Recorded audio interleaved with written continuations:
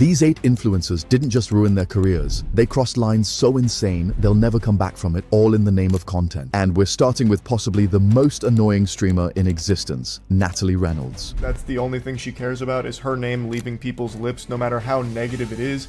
She exists for one sole purpose, to make everyone around her angry at her. There's clout chasing, and then there's whatever Natalie Reynolds thinks she's doing. While live on Kick, Natalie found a vulnerable woman standing near a lake and decided to make her the punchline for a live stream bit. After she spent over 10 minutes trying to convince her to jump in the water, the woman finally gave in for $20. You should jump in the water to find it for me. Well, why don't you jump in with me? I'll give you $20. 20 bucks? Yeah, that's a W. No, that's a good deal. Jump in with me. $20. Hot. You should just jump in right now. But I'm gonna jump in with my shoes on. Okay. Ready? Yeah. Ready? Oh, okay. You said you wanted to swim. You told me to jump in. I didn't tell you to jump in. But instead of, you know, helping or calling for help, Natalie and her little gang of orbiting yes men just kept laughing and recording, fully aware the woman might actually drown, since she literally said she couldn't swim. The best they could do was leave the scene as quickly as possible. She said she's drowning. She said she's drowning. I think you literally just murdered the lady. No, I didn't. I swear. I think you No, I didn't. Let's go.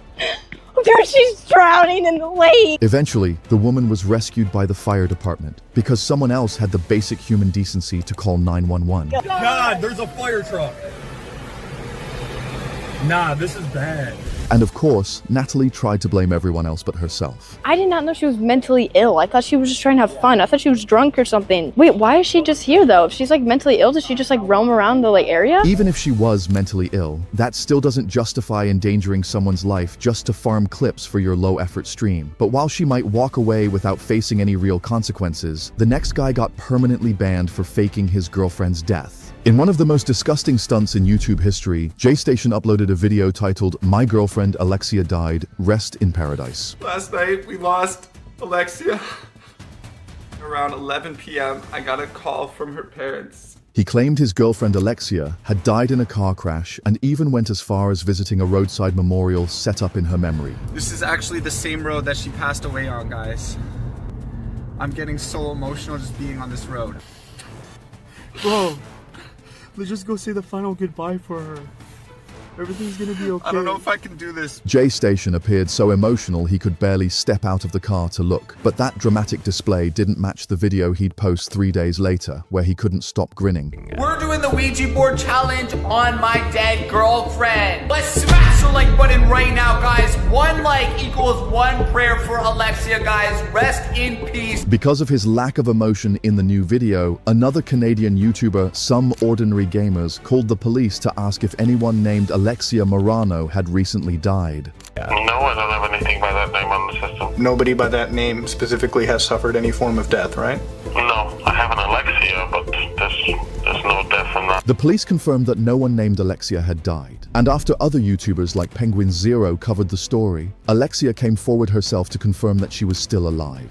I'm sure a lot of you are really confused as to what's going on right now between me and Jay and the videos that he posts. Alexia went on to explain that she wasn't involved in JStation's videos at all. I was not a part of any of them. It was just Jay, and I didn't even know what he was gonna say in those videos before he posted them. I felt like he was just constantly being mean to me for some reason. The times that he was mean to me, it's just like he was so mean. This not only led to their breakup, but also earned JStation a permanent ban from YouTube. However, he still has his health, compared to the next influencer, who traded his health and sanity for clout. The Liver King built his brand on eating raw animal organs, testicles, and bone marrow, all for views. We already got a scrotum ready earlier. Took a couple of membranes off, just to make it easy for the king. But I don't like it easy. More! At first, it worked. He went viral by preaching a primal lifestyle, shoving down raw liver like it was candy and flexing his physique like a WWE caveman. However, all of this came crashing down when he got exposed for secretly using steroids while claiming to be 100% natural, to which he confessed, and now it's looking like that content came with a price. He ate so much raw meat, raw nutsack and testicles that he used to love to preach about, and he gave himself brain worms, and now this is the result. I have no clue what's actually led to this. His recent behavior has been nothing short of unhinged. In case you didn't know, I take shits on the ground. This is where I lay in the shower. I lay here on the ground. That's my enema bucket. That's my enema bucket right there. Posting bizarre, incoherent videos, crawling around on all fours and making terroristic threats that landed him behind bars, all of which have made people seriously question his mental stability. You wanna fight me? I'm actually pretty wild. Now, it's not just his mentality that seems to have been, like, poisoned and rotting and whatever's going on there. Look at his stomach. It's distended and his belly button looks like a prolapsed anus. His whole torso looks inflamed and infected. But he's not the only one who traded his well-being for clout, as the next influencer built an entire empire on self-destruction. Nicocado Avocado went from being a healthy 150-pound violinist making innocent vegan cooking videos to a 352-pound mukbanger with a broken relationship and a spiraling mental state, all in the name of content. He discovered that eating massive quantities of food could generate millions of views, so he made it the daily theme of his channel. But it came at a cost: multiple hospitalizations, difficulty walking without assistance, and doctors warning that he was literally eating himself to death. I'm officially bedbound for at least 7 days. Ugh. And I'm trying not to cough, because if I cough, my ribs get pressure. There's a lot of fluid. I'm dry. But here's the twist no one saw coming. Nikocado Avocado actually lost all the weight. Yet just yesterday, people were calling me fat and sick. Today I woke up from a very long dream, having lost 250 pounds off of my body.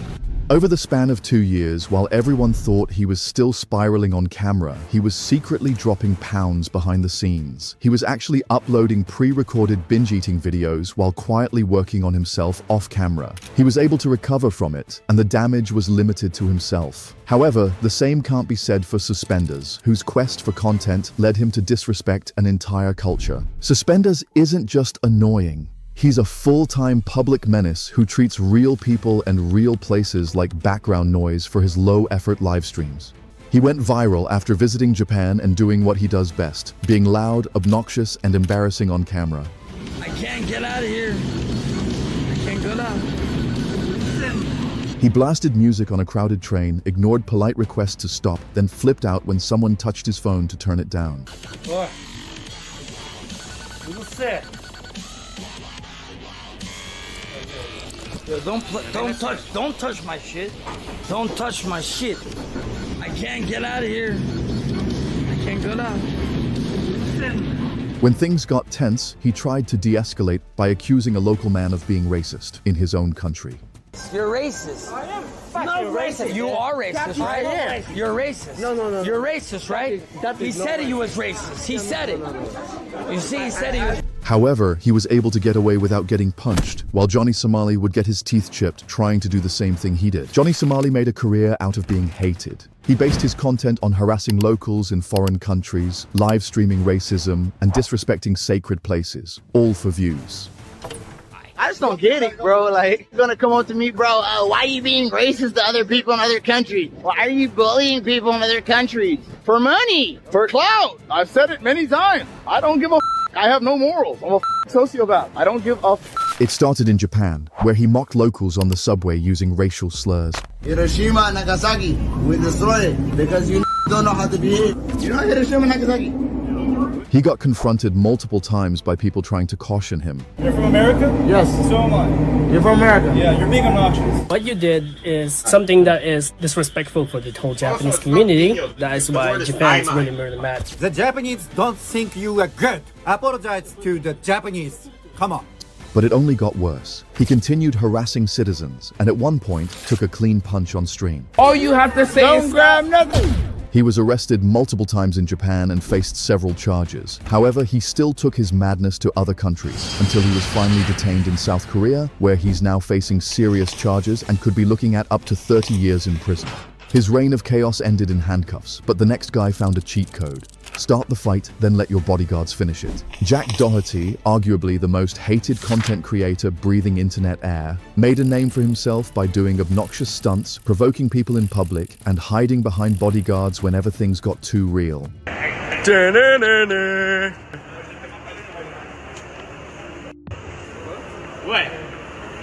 Little bro, what you gonna do? What you gonna do, little bro? Yeah. Whether it's arguing with fellow influencers like Fusi, Hey, now we can't box. There's a whole. or just random strangers on the street. Walk away. It's always the same formula. Start drama, get slapped, let the bodyguard handle it, repeat, all for clout. Having a bodyguard fight your battles after you started them is the most small man syndrome thing imaginable. That's not confidence, that's content farming at the expense of human decency. And just when you thought it couldn't get more pathetic, enter Tommy Tough Knuckles, a self-proclaimed prankster who genuinely thinks walking into random businesses and dumping beans on himself is peak comedy. I'm Tommy Tough Knuckles, and I'm the reason why these egg prices are so high! Restaurant releasing this surveillance video to show what they were subjected to, all for likes on social media. However, karma caught up with him quicker than he expected. Kyle, you wanted attention, now you got it. But Kyle Vasquez had trouble navigating all the attention at court today. Big trouble. First, an obscene gesture. Hey, what are you doing? He got slapped with 8 criminal charges, including illegally filming inside private homes. But the felony counts were far worse. Authorities telling us Vasquez unlawfully recorded 2 private homeowners with an undercover camera in Selden and Centereach to mock them for allowing him inside. Imagine thinking it was hilarious to beg strangers to use their bathroom, only to secretly record them and mock their kindness on social media. I just need to use the bathroom. I got kicked out, yeah. I have like a bunch of felonies and stuff, so. He literally got the attention he always wanted, but now it doesn't seem to taste so sweet. It all just shows how far people are willing to go for internet fame.